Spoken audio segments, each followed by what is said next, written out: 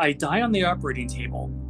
An instant later, I woke up and I was standing in the most beautiful building I had ever seen. Every one of us has somebody like my guide, Alan. We all have guides, and they help us plan our lifetimes. And he was different than everybody else I saw. Because when I looked at his face, it was like there was all of this light coming out of his face, all of this energy, and I couldn't make out any of his features. Wow. And I immediately knew this was Jesus. Okay, welcome back to the Adventure Within channel. My name is Andrew Fritz. I'm a clairvoyant, healer, and meditation teacher. And today we have an interview with John J. Davis. He was born and raised in San Jose, California, where his early life was shaped by strong family values and regular attendance at the local Catholic church, sometimes 2 to 3 times a week. His upbringing instilled in him a deep spiritual foundation, one that would later be transformed in a profound and unexpected way. At the age of 21, John's life took a dramatic turn following a serious moped accident. The crash resulted in torn tendons in his hand, requiring surgical repair. During the operation, John experienced a severe allergic reaction to the anesthesia and was clinically dead for 7 minutes. It was during those 7 minutes that John had an extraordinary and life-altering near-death experience, an NDE. According to John, what he encountered was not just a fleeting vision or abstract sensation, but a vivid, detailed journey, a tour of the other side. Hi, John. Welcome to the show. Hey, Andrew. Good to see you. Thanks so much for inviting me. So before we get into your very profound near-death experience, can you just maybe briefly summarize what was life prior to that experience? Sure, absolutely. Yeah. When I had my NDE, I was 21. So I was pretty young. And my whole experience in terms of religion was Catholicism. Mm. My dad was a really staunch Catholic, and my sister and I were raised by we would go to church 3 times a week, and then also on Sundays.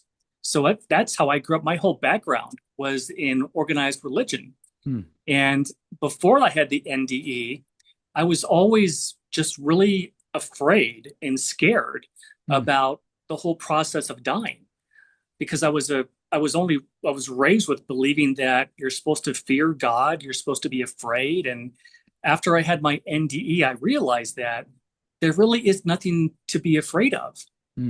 Religion doesn't have all the answers. I think religions all over the world have some piece of truth to them, but there isn't just one religion that has all the truth. And when I had my NDE and came back, I realized that there's a difference between being religious and being spiritual. And just because that we've believed something for so long doesn't mean it's true. So there's a lot of things that I had to unlearn after my experience. Right. Interesting. And then can you tell us kind of what was happening on a physical level, maybe leading up and the day of your actual Oh, sure. NDE? Yeah, absolutely. I'll tell you exactly what happened. Sure. My dad was in sales his whole career, and one year he won a sales contest, and he got 2 what we would call today like scooters or mopeds, and we used to ride these all over the neighborhood. So one day I'm out riding, and I had an accident, and I crashed into a tree, and the way that I landed, I tore the tendons off my right hand, and I had to go in for surgery. Well, I had never been in a hospital. I was never hospitalized before.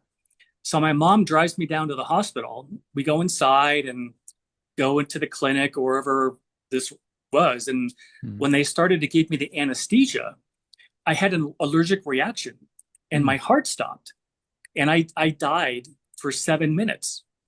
And this whole profound experience happened in that 7-minute period of time.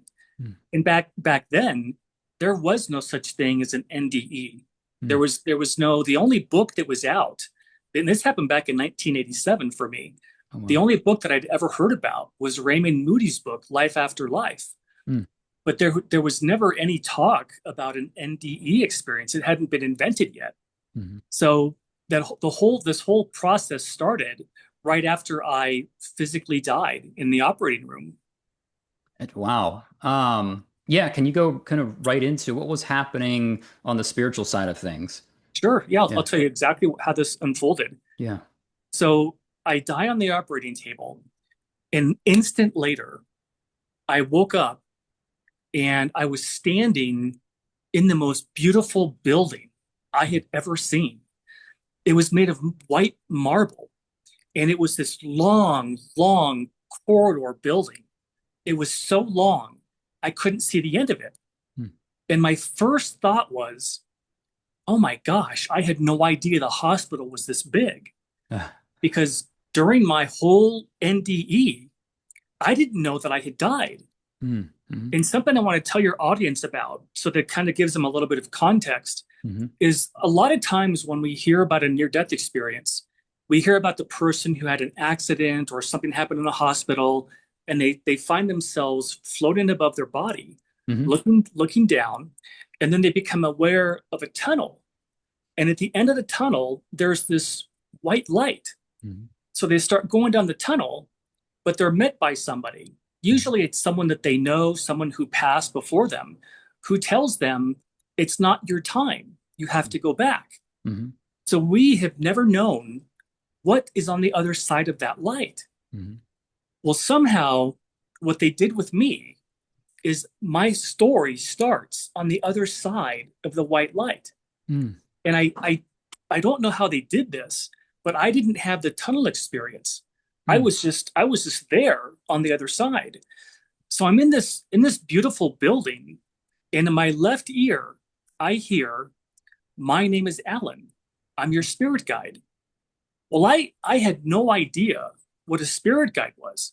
Hmm. I didn't even know that I had died during this whole journey that he took me on. I didn't know that I had died. Oh, wow. And I learned that every one of us has somebody like my guide, Alan. We all have guides, and they help us plan our lifetimes.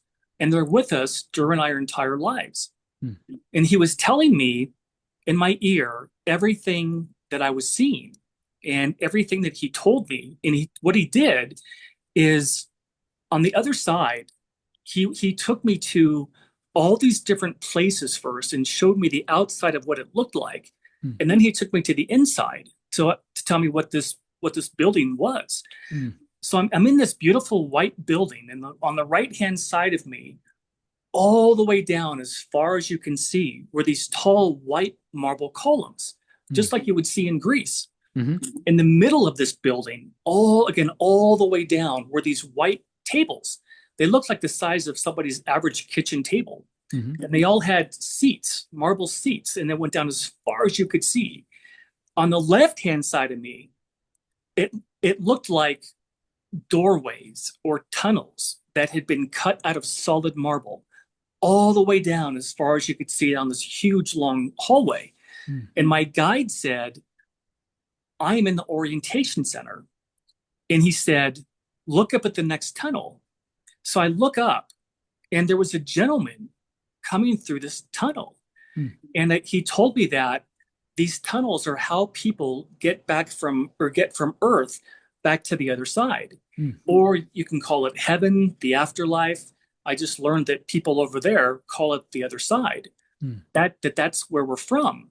Hmm. And he said that there were two people sitting at every one of these tables. And he told me that they are called orientation counselors. Hmm. And what they do is their job is to help people who've just finished a lifetime, and now they're coming back from Earth back home again. Hmm. So this woman stood up. She walked over to this gentleman, and he was probably in his 80s or in his 90s. He was an elderly man. He lived a long life, and he had his hand like this over his chest, Hmm. like he had pain. And my guide said he just passed from a heart attack. Hmm.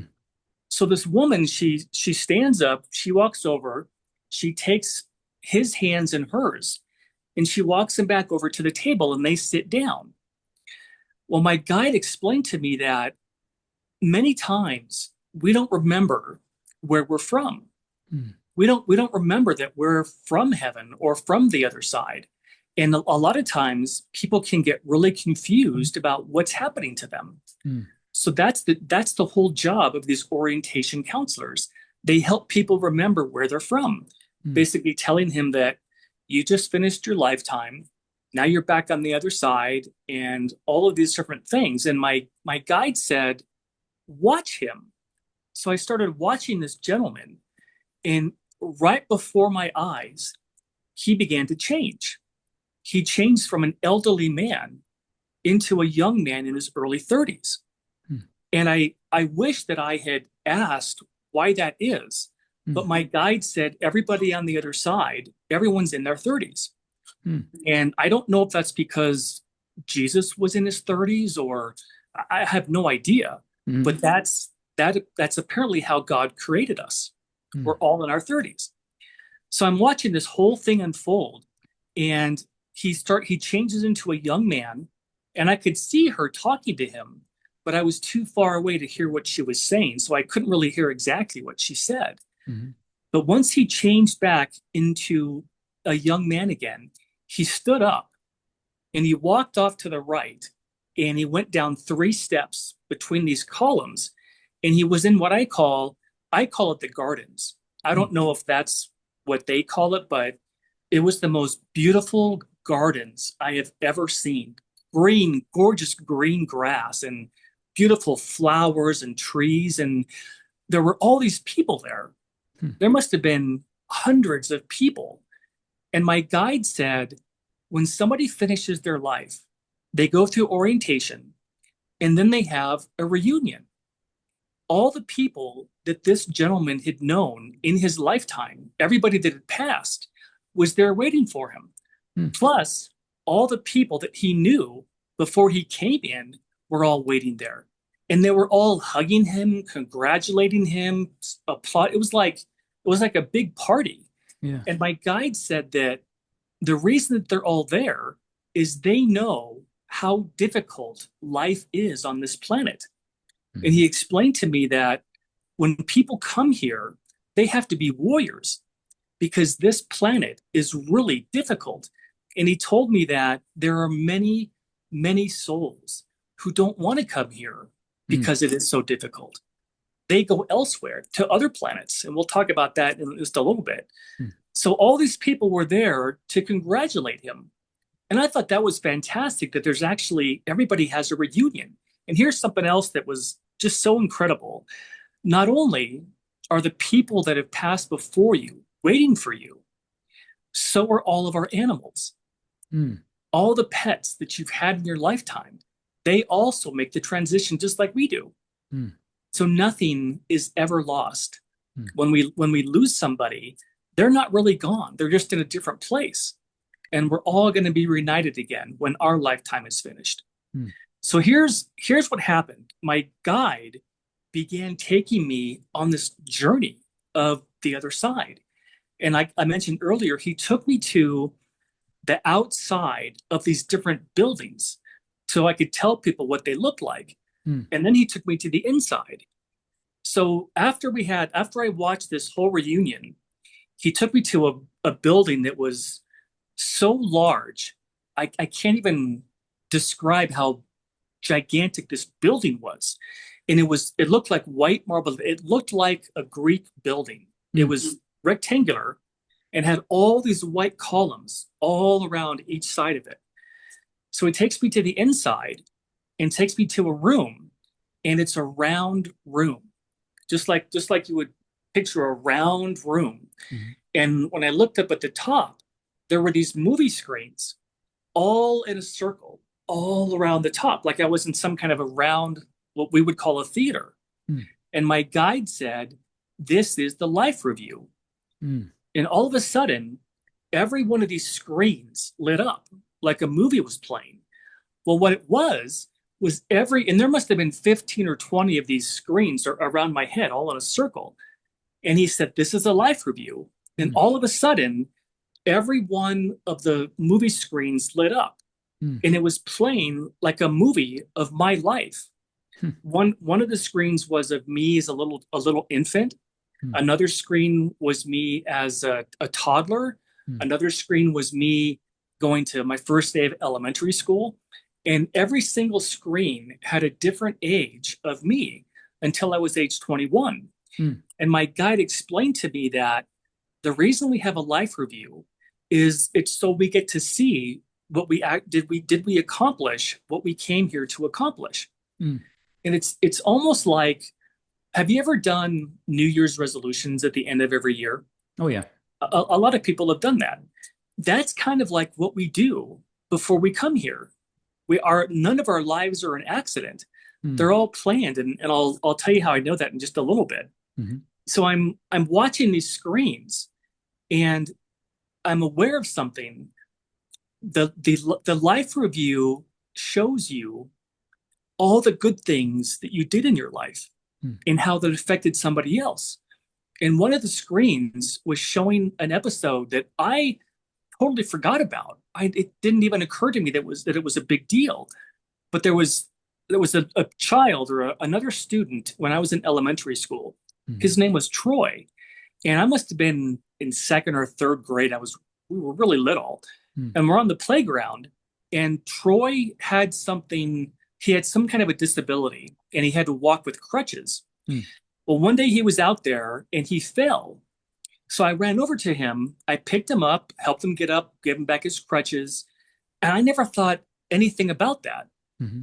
But in the life review, I could feel how much Troy appreciated what I did for him.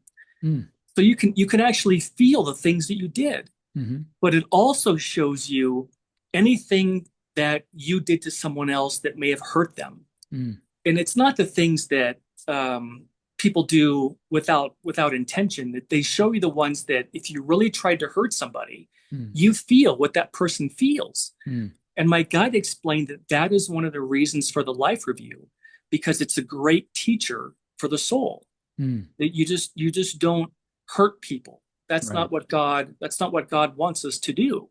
Mm. So the life review is something everybody has to go through when they get back. Mm. You see all the good things you did, and you also see anything that hurt somebody else. Mm. And that was just amazing to see that, because I learned that there is no judgment. Mm. There isn't even hell. There is no hell. God never created a hell. There's no such thing as a final judgment where you are going to be judged, and if you didn't live a good enough life, you're sent to hell. That's not real. And you know how I know that? When I was over there, you can feel how much love God has for us. Mm. Every single one of us, it's like this tangible feeling of, oh my gosh, we are truly loved. Mm. And I think about everybody who has kids. As a parent, there is no parent who would ever send their child to hell. Right. We would give them as many chances as they need to learn and grow. Mm-hmm. And that's what God does also with all of us. Mm. We have as many chances as we need to learn and grow. And nobody is ever judged. In fact, the only people that look at your life really are you and your guide to help determine, did you accomplish what you came here to accomplish? And that was the life review. That was just something I just was so amazed by that. So the next place he takes me to is another beautiful rectangular building, again with columns, beautiful columns. And we go inside, and this one looks like a movie theater. It looks just like a theater, like we would have a modern movie theater today. Mm-hmm. And there was a screen up front, like a film screen. And my guide said, I'm going to show you past lifetimes.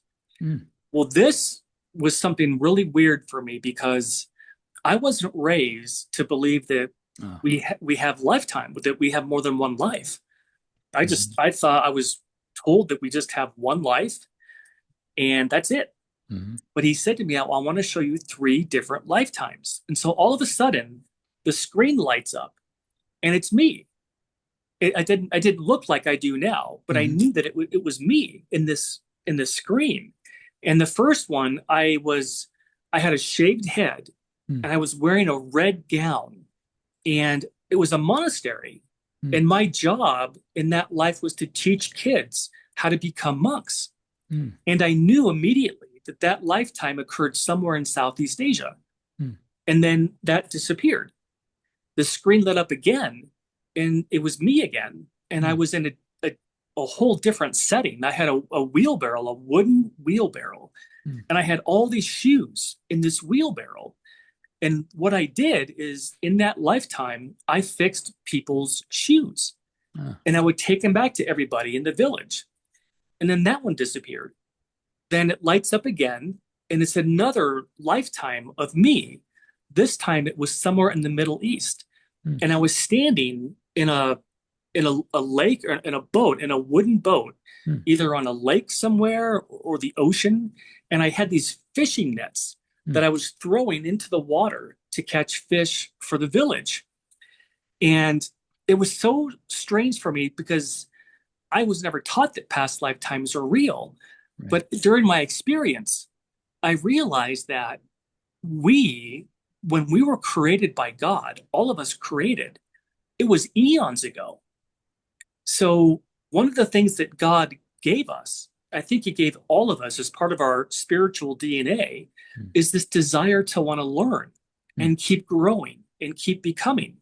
And so He created this scheme that we can come into lifetimes Mm. and learn by having a life experience. And the reason for that is in heaven or the other side, the afterlife, whatever people want to call it, Mhm. it's a perfect environment.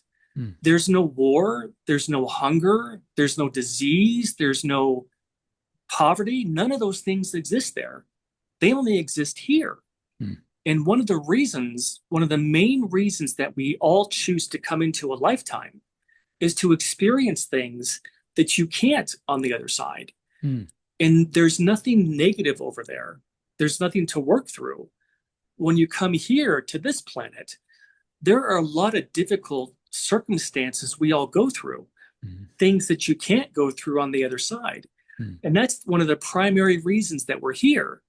And I learned that there are really two reasons why souls come here. Mm. The first one is to learn and to experience and to grow, Mm. to develop. And the second one is to help others. Mm. And there's a wonderful quote that I love that was from the Dalai Lama. Mm. And he said, "Our prime purpose in this life is to help others. And if you can't help them, at least don't hurt them." Mm.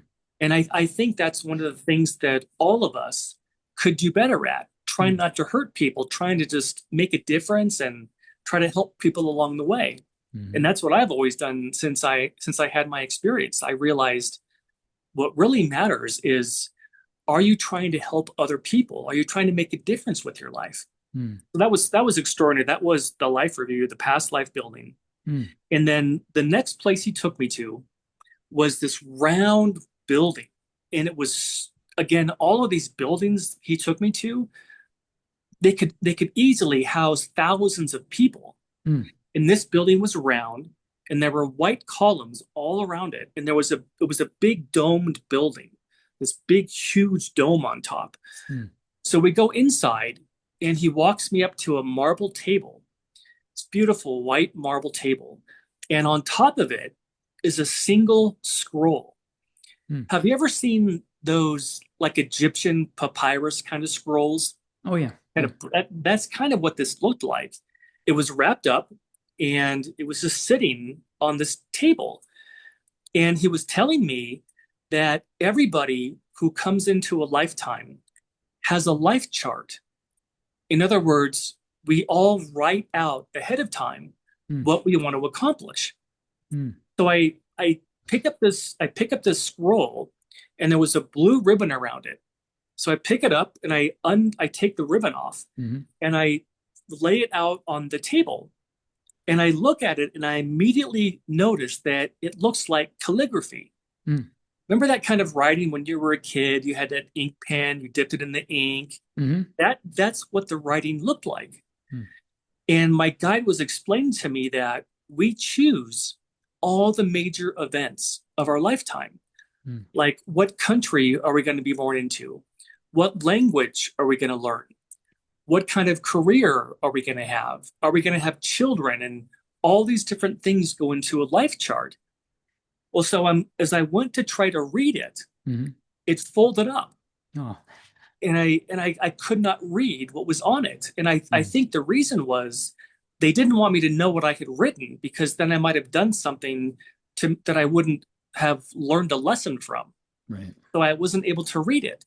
So I looked over to my right, and there was this huge, gigantic wall, and it was full of scrolls.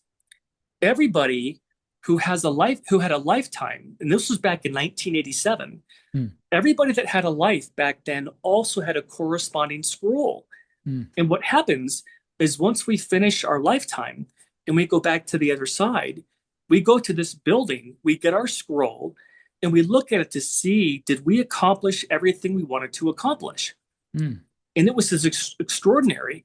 So then, right Mm. about then, I looked over to my left, and there was this gigantic, sprawling window, and I could see outside this building, and there was a walkway, and this is the first time that I saw other people.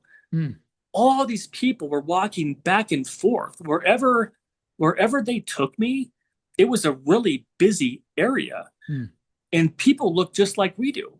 I Mm. always wondered, well, what do people look like? Hmm. They look just like us. Like we can see each other. They look just like we do. Mm. Some people are shorter, some people are taller, and people wear different clothing. Some people wear gowns and robes. Other people just wear jeans and a t-shirt. Huh. Well, on the other side of this walkway, there was the most beautiful, perfect lake I have ever seen. I've never seen anything like it here on Earth.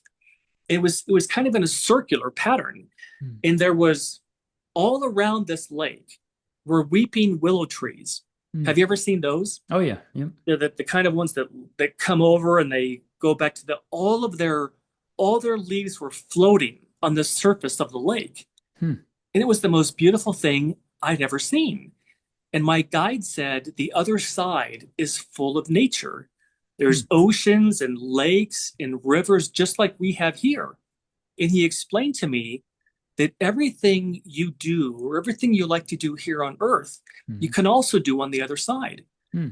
If you like music, you can go to music festivals. If you like the theater, you can go watch plays. You can take classes. You can ride bikes. You can anything you like to do, you can do over there. And I Awesome. thought it wasn't that just a fascinating thing to learn that everything we like to do here, we can also do there. Hmm. And what I realized is that Earth is not home.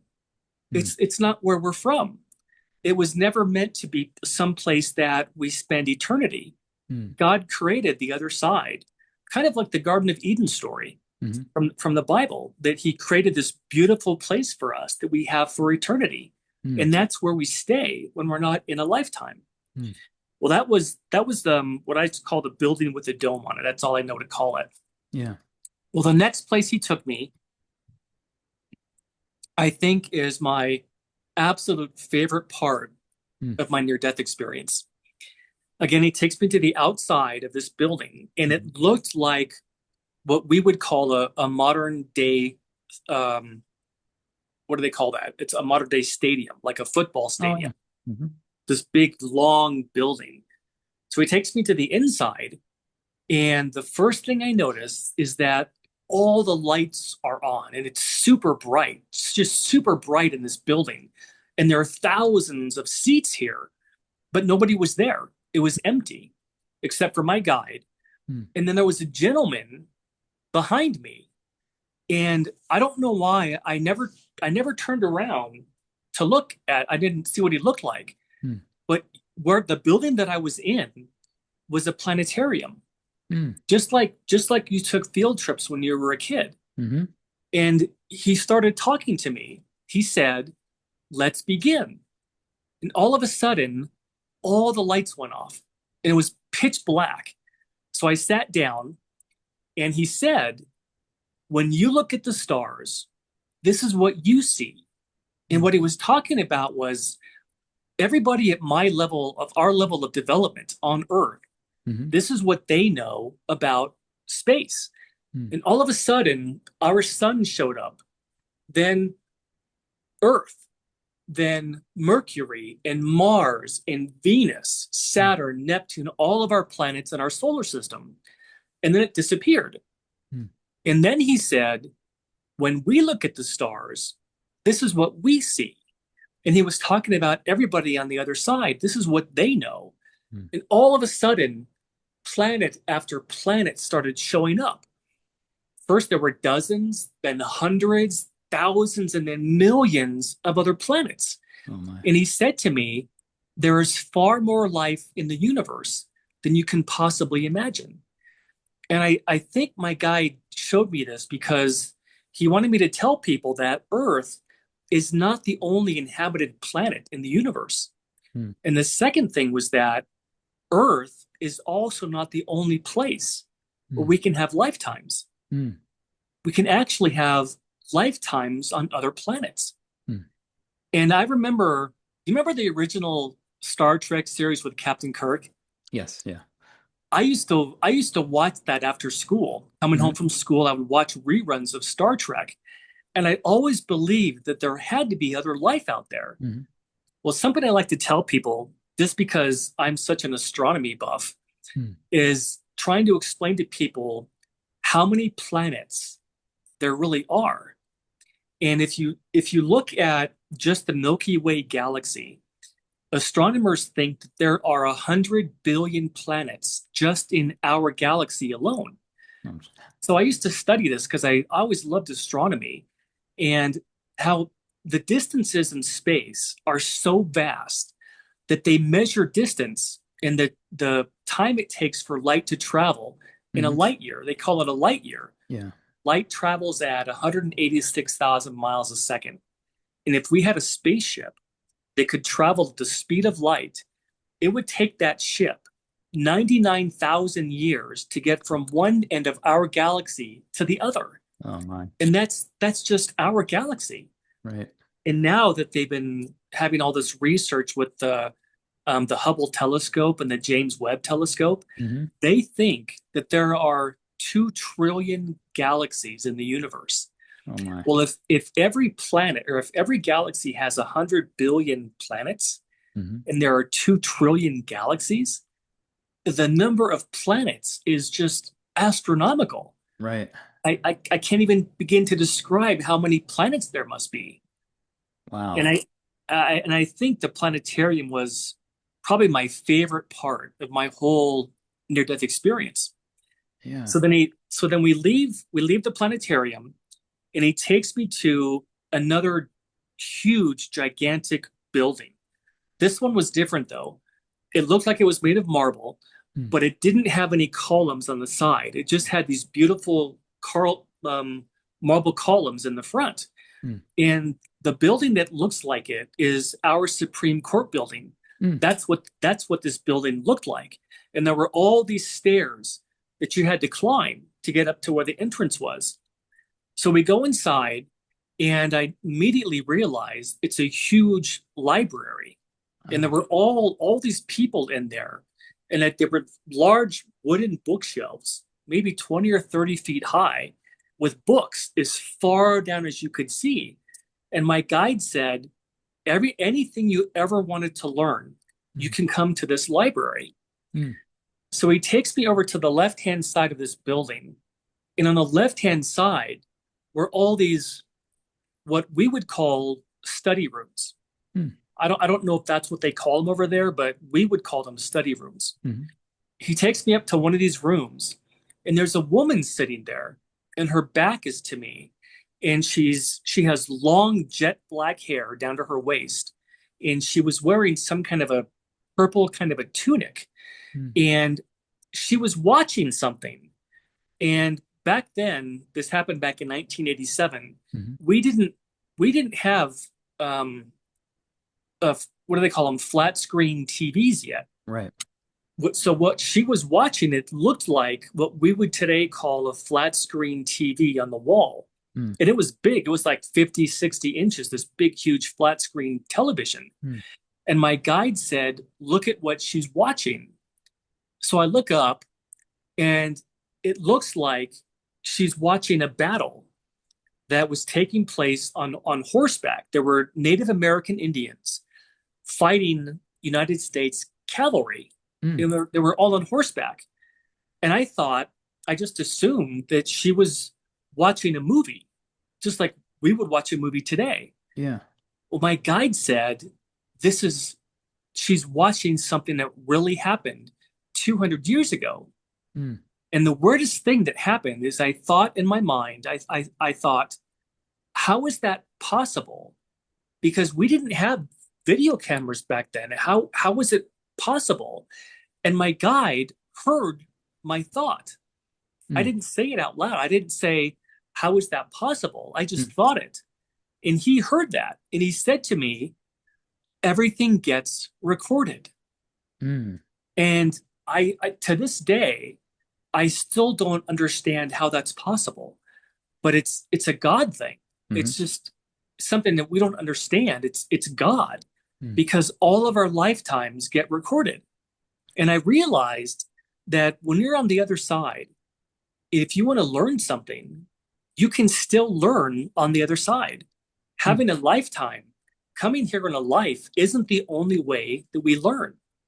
We can go to this library and we can go to these rooms and we can watch any period of Earth's history that we want to learn about. Mm. And I thought that was just so extraordinary because I've always loved history. Mm. And it was so neat to know that on the other side, where we spend eternity, there's all kinds of ways to learn. Mm. And that was just the library. So we finished that, and he takes me to another place, and it was a castle. Mm. It was a castle just like you would see in England Mm. or France. This big, gigantic castle made of stone. And my guide explained to me that on the other side, if you want to learn about something, you can go to the library, you can read about it, you can watch history, Mm. but you can also go and see the different buildings that people lived in back then. Mm. So he tells me to go inside. So we walk inside this castle, and the first thing I realize is that it's full of this beautiful red carpet, Mm. and it made you feel like you were royalty, Mm. kind of like what people felt in those lifetimes. Mhm. And on either side of this, and this castle was huge, there were these walls on the right and the left-hand side. And as I looked at the one on my left, there were life-size paintings of Mm. people, life-size paintings. And what this was, it was all the people that had lived in these castles at that time in medieval Europe. Ah. You could walk in, you could look and see what they looked like, Mhm. and also what they were wearing. Like if you wanted to learn about King George or Queen Anne, Mm. you could go to this castle, see what they looked like, Mhm. and then in front of every single painting, Mhm. there was a podium, and on the podium was a book. And every one of these paintings had this podiums and books. Mhm. And my guide explained to me that these books are about that person's lifetime. So if you wanted to learn about a public figure in medieval Europe like King George, Mm. you could go to this castle, you could look at his picture, and you could read through his book about his lifetime. Ah. Well, right, and this is the craziest thing. I look over to my right, and there was a stairwell. Remember how in castles they have those round stairwells that Oh, you yeah. go up and down? Mhm. There was a woman who was coming down the stairwell, and she had strawberry blonde hair, and she was wearing kind of a peach colored outfit, like the Mm. color of a peach. Mhm. She walks up to me, and she talks to me, and she said, "Is there anything I can help you find?" And Andrew, I said the stupidest thing. I I said to her, "No thanks, I'm just looking." Like like I was in a like I was trying to buy clothing or something. Yeah. I didn't know what to say. And my guide said, on the other side, this girl loves to study history. Mm. And she was what we would call a professor Mm. about medieval Europe. Oh. And he wanted me to be able to tell people that on the other side, if there's something you want to learn about, you could go to some place like the castle or any other time period and see what people lived in. You Mm. can see their picture, you can read about them, or you could also go ask this girl any question about that particular point of history. And I thought that was so extraordinary. And he explained to me that on the other side, everybody has kind of a job that they like to do. Mm. And it's based on the gifts that they were given at creation from God. Mm. People love to, like this woman, she loved history.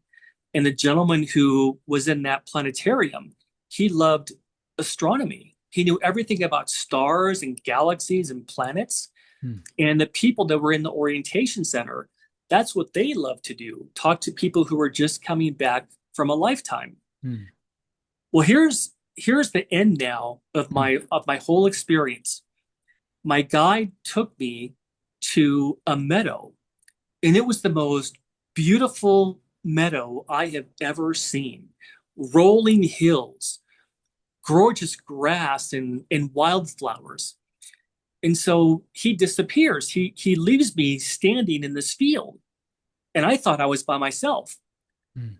So I turned around and there was a gentleman standing in front of me. He had a white robe on.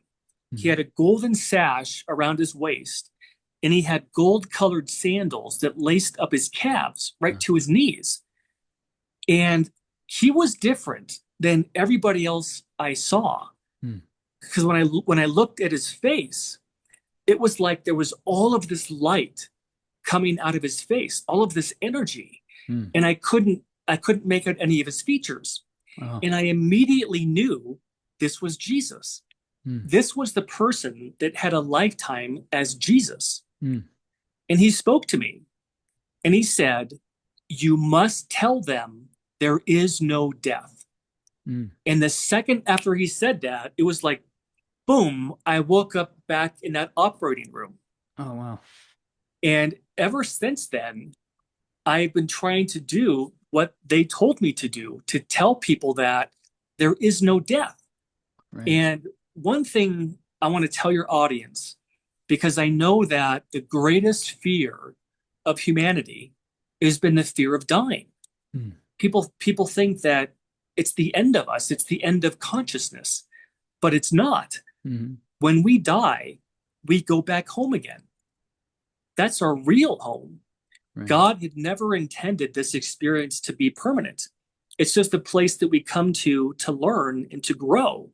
And that when our lifetime is finished, we go back home again. Mm. And the happiest day that any of us ever have is our last day, Mm. because that's the day we get to go home. And Yeah.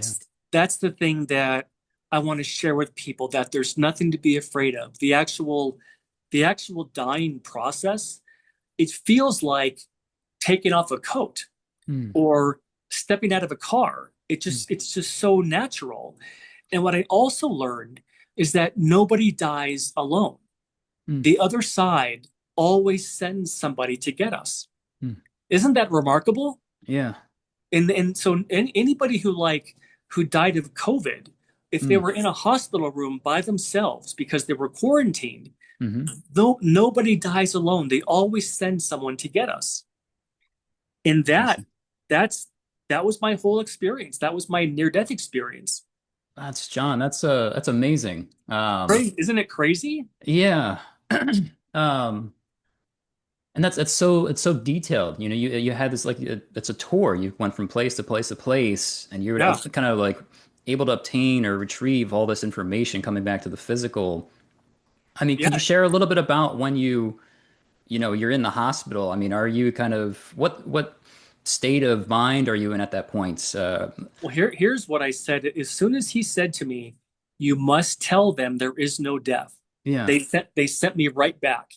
And when I was laying there, I opened up my eyes, and all these people were staring at me, Mm. all this medical staff. And I said, "What just happened?" Mm.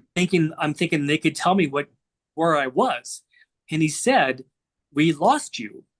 Mm. And I said, "What? What do you mean?" He said, "You died." Uh, I was like, "Oh my gosh."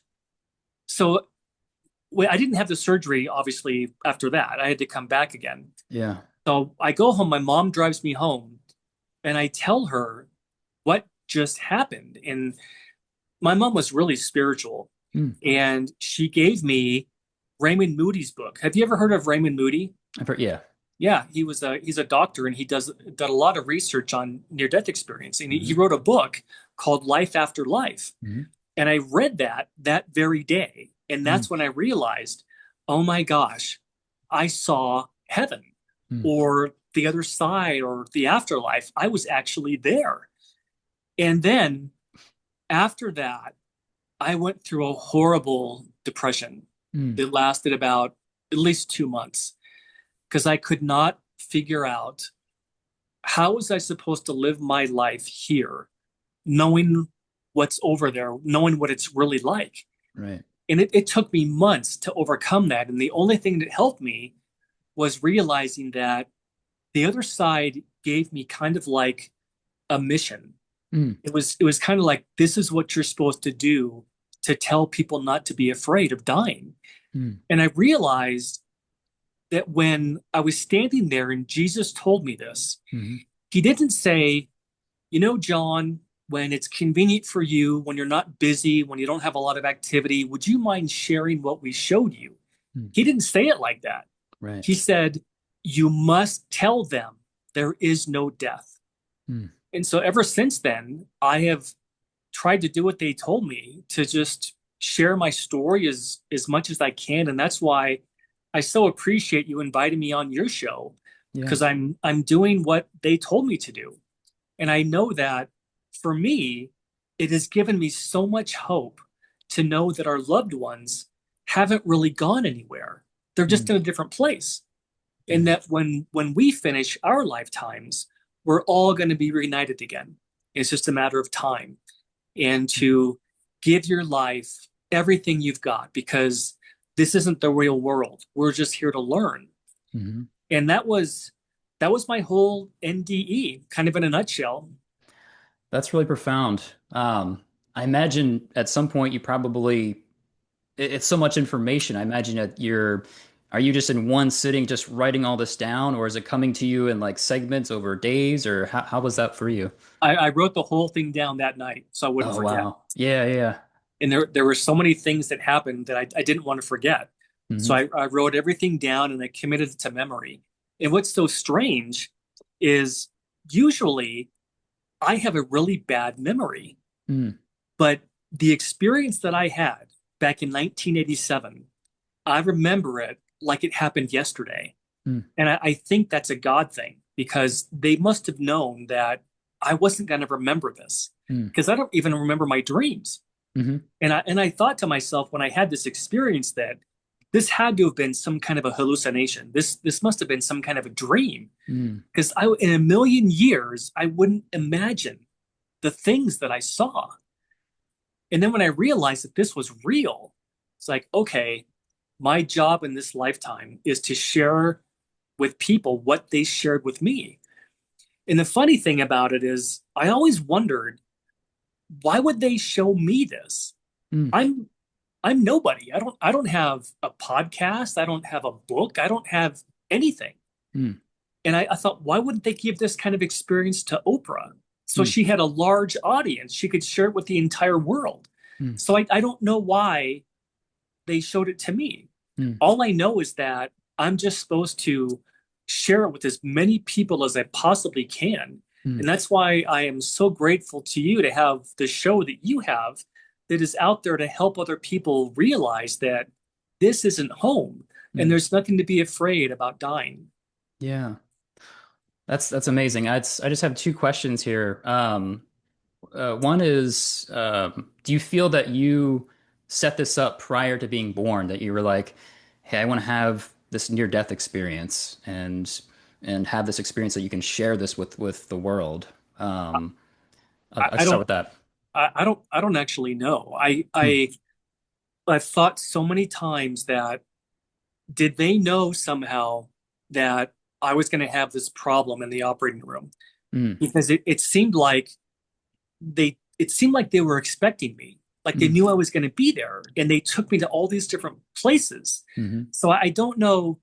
And the thing that was so weird is that I was gone officially for 7 minutes, Hmm. but it felt like I was there for 2 hours Ah. with all these things that they showed me. So there must be something that I had planned, like you mentioned. Maybe I did plan this. Mm. And another thing too that was so that I still don't understand to this day is, remember in the orientation center, all those counselors, Hmm.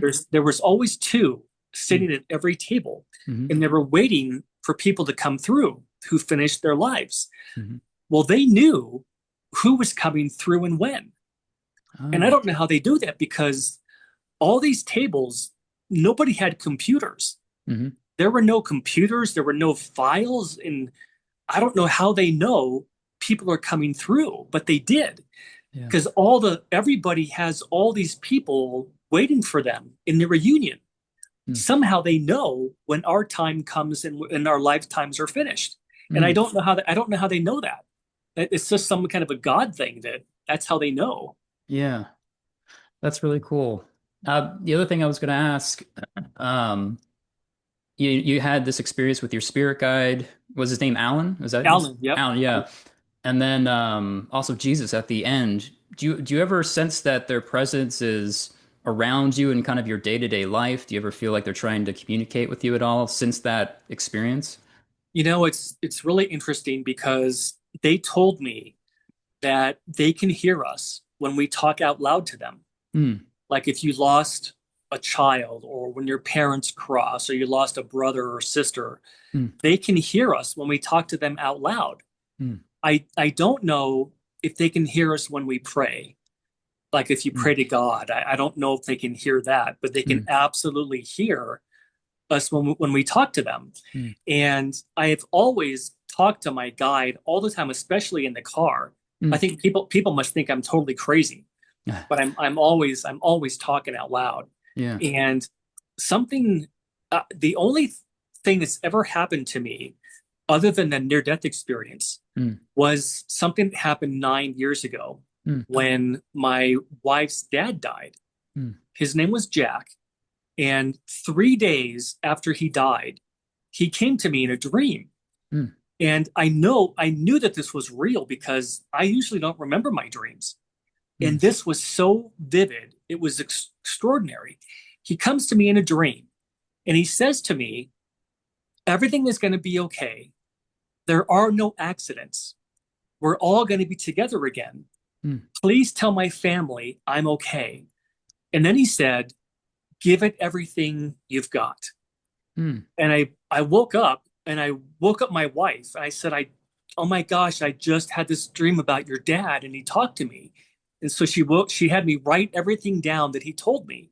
Mm. And I was extraordinary, because I absolutely believed that that was him. Yeah. He gave me this message. And that was the only other time in my whole life that I've ever had, I guess, what you would call a paranormal kind of experience. Yeah. That's really cool. It seems like there's a lot of trust from the other side with certain, your spirit guide and these different beings and souls that are like, okay, here's this message, please deliver this. And there's a lot of trust that you're going to do it, and you're doing that. And I think that's Yeah. amazing. And the reason why is, I don't want them to be mad at me, because Yeah. there is no place I'm going to be able to hide from Jesus on the other side. Right. They're going to find me, and they're going to say, "Why didn't you do what we told you?" Right. So I don't want that to happen. That's why I try to share as much as I can. And then everything's being recorded too on top of Yep, that. exactly. Yeah, Yep. yeah, yeah. Very cool. Is there anything, I always leave a little bit of space at the very end. If you don't want to use it, that's fine. Is there anything that we didn't cover that you think is important, or any kind of final message you want to share Yeah. with the audience? Yeah. Something I want to leave your audience with is, Sure. people don't realize how many people are actually rooting for them on the Mm. other side. They None of us have any idea how many people there really are that are rooting for each and every one of us, Mm. because they know how hard it is here. They know that all of us go through dark times, and that's just part of what happens when you're here on this planet. Hmm. And they want us to do the best that we can They want us to finish our lives. They want us to learn what we came here to learn. And we just don't realize how many people are rooting for us. Mm, We only realize that when we finish our lifetime and go back into the reunion and see mm, everybody that was actually there. So right. that's one thing I want people to know is never give up. Mm, Always try your best because this lifetime doesn't last forever. We're mm, not here forever. We're just here temporarily.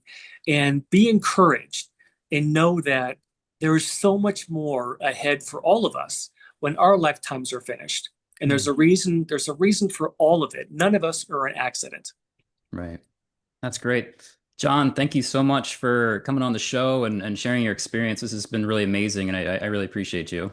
Well, thank you so much for inviting me. And I appreciate you too for doing this. And it's just such a wonderful thing that people can go to a podcast like yours Mm, and learn about some of the things that we're never taught about. hmm. Absolutely. And then do you have a website? I believe you also Yeah, have a blog people can.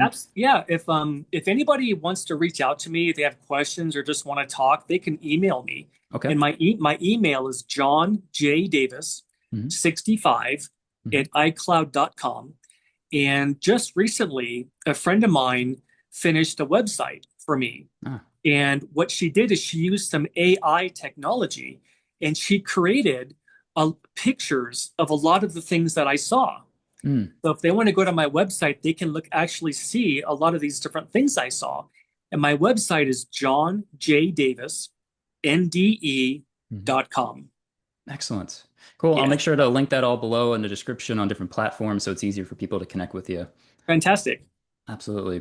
Thank you again, John, for being here. And everyone, thank you for tuning into another episode. We'll see you next time. Take care.